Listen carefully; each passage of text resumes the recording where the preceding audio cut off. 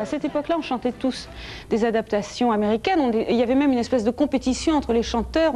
On écoutait tous Salut les copains. Et puis, dès qu'il y avait une chanson anglaise ou américaine qui nous enthousiasmait, on se précipitait. C'était au premier qui téléphonerait à l'éditeur pour pouvoir l'adapter ou l'enregistrer. Le rôle des chanteurs français est relatif comme le rôle de tous les chanteurs du monde, sauf les Américains, d'après moi. Je dis bien sauf les Américains, même pas les Anglais. D'après moi, les Anglais aussi sont comme les chanteurs français. Sauf que les Anglais... Toujours en qualité de biographe, en 4 parties. Il y a eu une période yéyé qui couvre à peu près 62-66. Encore une fois de plus, il était précurseur dans cette mode yéyé qui arrivait pratiquement 63-64.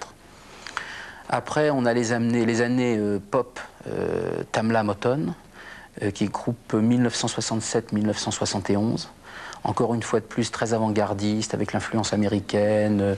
Et il a été un des premiers artistes en France à enregistrer dans les studios à Détroit Tamla Motown, plusieurs fois. 1972-1976, la période Pattes d'éléphant, avec d'immenses succès comme Le lundi au soleil, comme Je viens dîner ce soir, comme Chanson populaire et bien d'autres.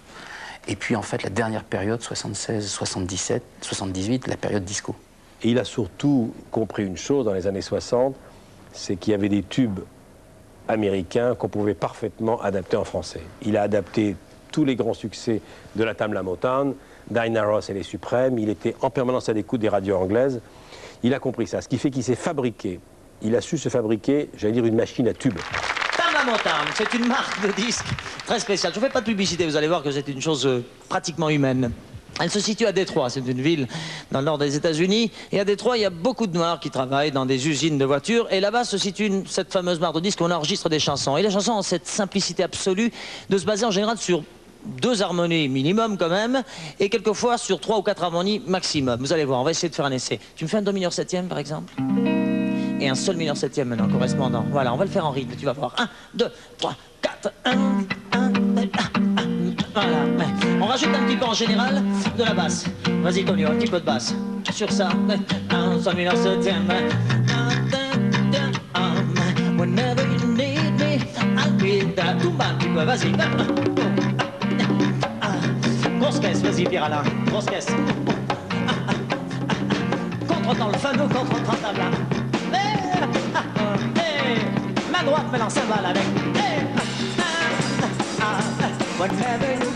Claude était en effet très possessif et relativement jaloux de son succès. Moi, je ne trouve pas. Je trouve qu'il était au contraire très généreux quand il recevait ses amis. Et j'aimais beaucoup aussi ce côté-là chez Claude, qui encore une fois rappelle son côté oriental. Benida, tu sais qu'on a plein de points communs ensemble. Je crois que tu es au courant. Enfin, moi, je suis né en Égypte déjà, ça on le sait. Moi aussi. Je précise que je suis français, que tu es italienne quand même. Je suis italienne. Souvent on dit je suis né en Égypte et les gens croient qu'on est égyptien. Tu me diras égyptien avec une tête comme on a, c'est des années Mais toi difficiles. aussi, tu as... Je crois que ta mère est italienne, n'est-ce pas? Ma mère est italienne, elle est même calabraise. Elle a... Calabraise, mais Oui. moi je suis calabraise aussi. Tu te rends compte? Oui, les bandits calabrais, mais les bons bandits, ils sont pas méchants. Oui, le bandit au grand cœur. Et ton père? Mon père est italien aussi. Italien aussi, calabrais aussi. Calabrais aussi. Alors, mon père était de Lyon, lyonnais, bien bourgeois, bien Dis-moi, lyonnais. où veux-tu en On est venir soirées avec aussi. tout ça? Moi, je voudrais, écoute, puisque tu es complètement italienne et que moi je suis à moitié italien, en tout cas, je parle un petit peu l'italien, je chante un petit peu en italien. Je voudrais qu'on rechante ensemble quelques chansons en italien, mais anciennes. Oui, volontiers. On va commencer par une première chanson, par exemple, Ciao Ciao Bambina. Volontiers. On en fait un extrait chaque Tu fois. commences? Maestro, quand tu veux, Jean-Claude. Ciao Ciao Bambina, un bacio ancora e poi per sempre ti perderò Come una fiamma, comme le fable. l'amore passa. L'amour passe. C'era una volta, Il était une fois poi non c'è più. et puis plus rien. Ciao ciao bambina, non ti voltare. No? Non posso dirti, rimani ancora. Sì, rimani. Resta ancora.